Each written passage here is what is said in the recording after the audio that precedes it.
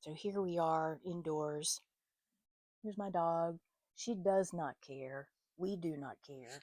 Thank you for that, Melanie.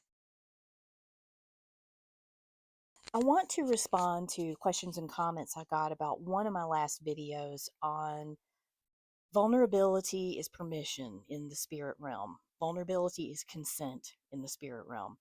And I had one of the responses that people gave me was, I saw the title of that and thought, oh hell, I'm going to get mad. And I understand why. I needed to frame that better. So, yeah, going forward, I will speak in complete thoughts as much as possible.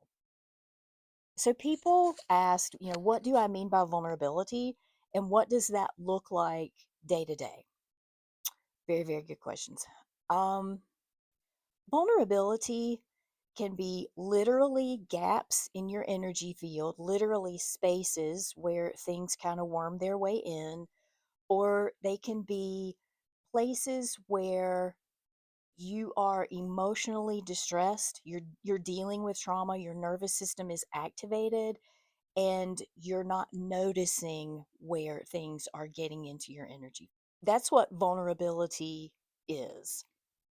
It can also be a much larger arc, as in, it can be a vulnerability that one of your ancestors opened up and it never got dealt with, and it has been carried through generations, and it's something that you're experiencing. You think that it's yours, but it is not originating with you, and that is why it can't be just dealt with for you or by you.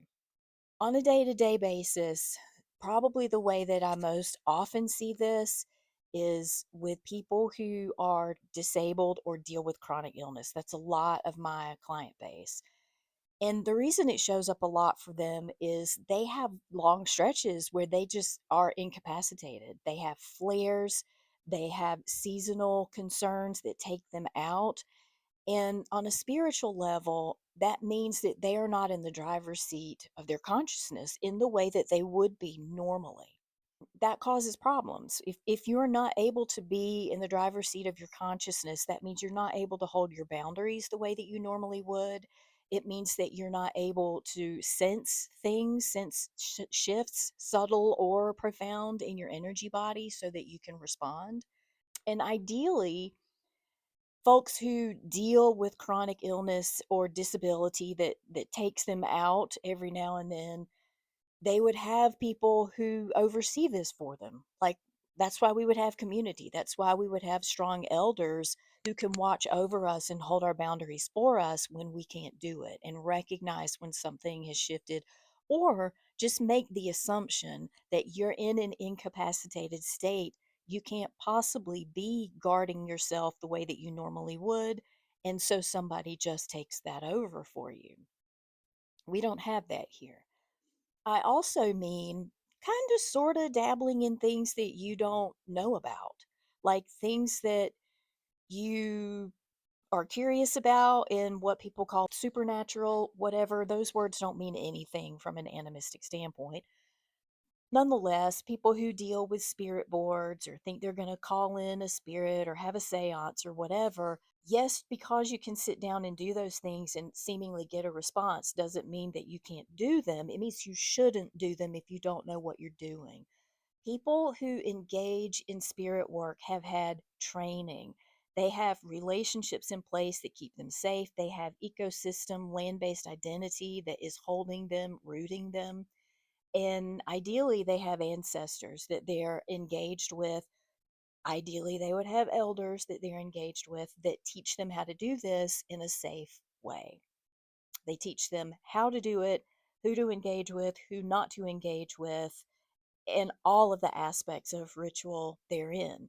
So if you don't know those things and you start playing with stuff that you don't understand, then you're leaving yourself vulnerable for things that you don't know might be attached to those things to step into you.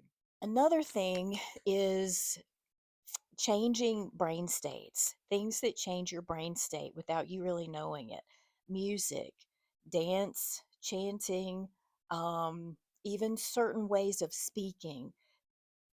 your brain state shifts in such a way that you are more vulnerable. You're less conscious of how you feel, of where you are, of what you're doing. And sometimes that feels really good. It can feel really wonderful, but it can also leave you really vulnerable to things moving in while you're not in the driver's seat. Substances. I know we hear this all the time that substance is bad, substance is bad. Substances are not bad. They can be used as medicine, but when they are used to self medicate, which is not necessarily the same thing as using them as medicine, and not even necessarily to self medicate, you don't always know that you're being given a substance or how you're going to react to even really basic substances, basic everyday substances. So you don't know that they are going to leave you incapacitated, that they're going to leave you unable to be in the driver's seat. That is the danger of substances. Same thing. They leave you vulnerable. They leave you unable to be aware of how you're composing yourself, how you're interacting with the space around you. They make your boundaries drop. And they also can make you behave in ways to drop your boundaries on purpose in a way that you would not normally do when you're in a different brain state. What else we got? I also want to gently point this out for myself as much as anybody. Doom scrolling is hypnotic. Doom scrolling is a gesture. It's looking at flickering images. It imitates this campfire sort of drowsy state where we're absorbing information that is often intentionally laced to seep into our mental state.